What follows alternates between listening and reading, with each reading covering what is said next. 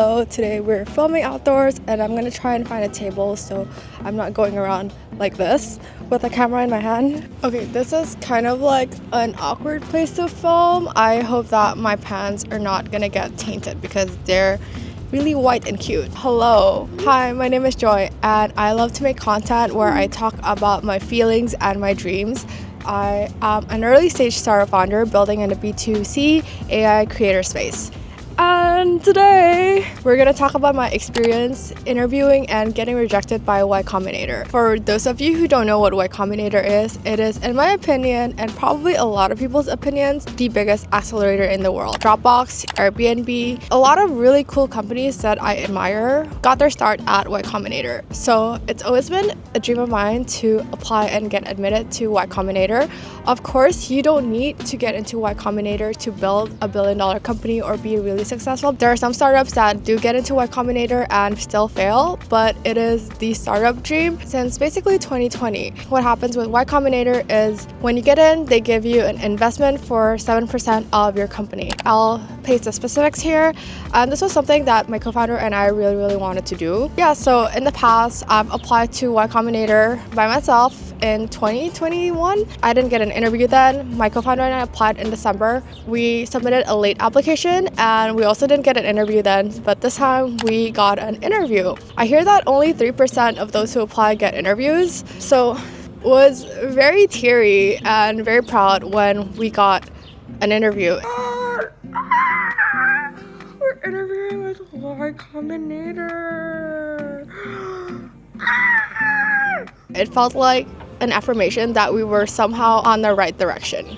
So Y Combinator interviews are notoriously hard. They're only 10 minutes long and based off that 10 minutes, they decide whether or not they will fund you. Prior to this, we did like 2 VC interviews before and honestly, we have not been very prepared. And so this time we reached out to some Y Combinator alums who like mocked us.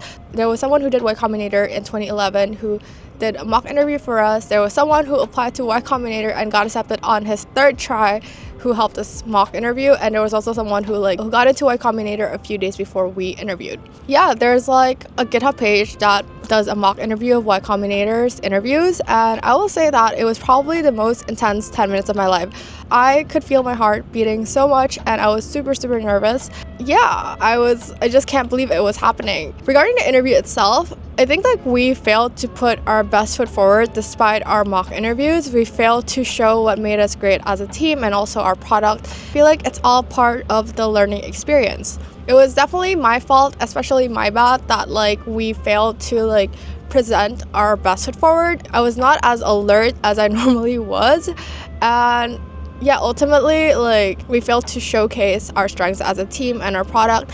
Yeah, it was just really unfortunate, and I think it was just not meant to be. And man, was I crushed. They're known to give you feedback on the day itself, and the feedback we got was basically saying that we were still very early and we should iterate a little bit more. And I was really sad. I am someone who's been rejected a lot in the past. I've never gotten anything on the first try, and I've sort of gotten used to getting rejected, and I don't take rejections as personally. But this one hurt. Didn't get into Y Combinator this time, but today I'm taking a break from being a girl boss and I'm just gonna cry. I've always wanted this since I want to say 2020, and I've already applied 2 times before. And this is the 3rd time, and this is the first time I got an interview. So I feel like, in retrospect, this was a lot further, and it still is surreal, but I feel like it's so close, and we'll definitely try again for next time. I was on the floor for 6 hours in tears. I felt like my heart was empty and broken, and I don't know, I guess it's just something that you really wanted, and the fact that I got really close, I think that just made it hurt a lot. Ultimately though, after crying and moping for a day or two, we realized that we want to try again. We told people who like mock interviewed us that we didn't get it, and everyone said that we should try again. It's just the beginning and we shouldn't give up. And I agree. I think since leaving my job, this has been the biggest confirmation that I'm somewhat on the right track. And although it hurt that we didn't get in this time, I feel like it was enough affirmation for us to keep working hard or even harder and to keep pursuing that startup dream. Chasing your dream, starting a company is hard. Like, it is so far the most like embarrassing thing I've done in my life. Like, being on YouTube is also embarrassing. Starting a company is also embarrassing just because you're being so vulnerable, you're putting yourself out there, you're getting rejected a lot. Not just from like VCs, but like talking to users and like trying to make the code and like failing and iterating so much.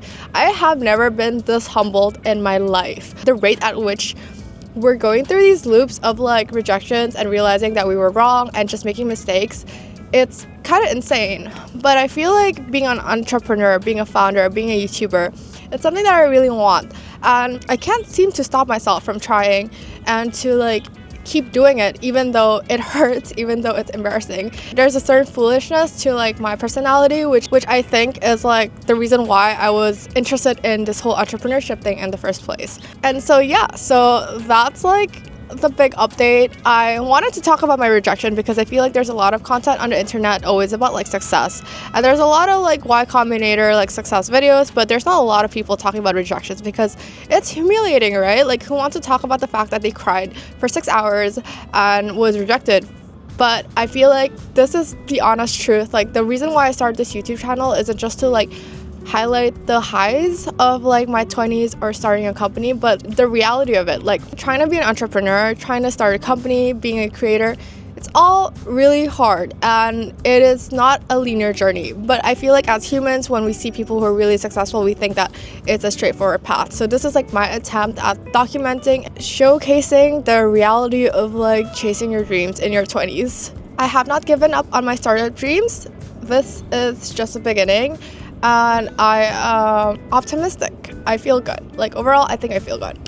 That was my experience. And honestly, like, if you struggle with rejection, just know that rejection does not define you, and that literally the only time rejection becomes permanent is the moment you stop trying. So if you're feeling sad because you got rejected, just remember that you're watching someone who was on the floor for 6 hours because she got rejected by something that she really wanted. Yeah, we're building in the B2C AI creator space, and we're iterating a lot, and that's like part of the reason why we can't share so much, because like we're iterating a lot. One of the mistakes we did was like we had a full product ready, but we iterated later on, and I think this time we want to like iterate a lot faster. So yeah, we'll be posting more, share what I can. Thank you for watching this video. Thank you for being patient with me. I hope we get in next time, and if not, we're just gonna keep building that billion-dollar company. So thanks so much for watching, and as always, I appreciate you. Love you. Bye.